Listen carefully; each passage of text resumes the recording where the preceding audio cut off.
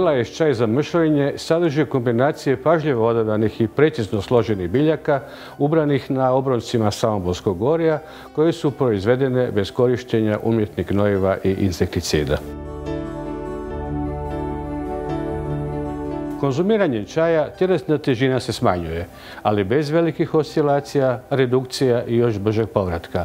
Mršavi se trajno u dinamici od 3 do 5 kg mjesečno. LAS čaj smanjuje masnoću, šećer i trigliceride u krvi, uspješno regulira krvni pritisak, a efikasno djeluje i na otporne naslage celulita i masne jastučiće. Ono po čemu se LAS čaj razlikuje od drugih čajeva na tržištu je to da zaista pomaže kod zdravog načina mršavljenja i općenito djeluje dobro na opće raspoloženje u organizmu.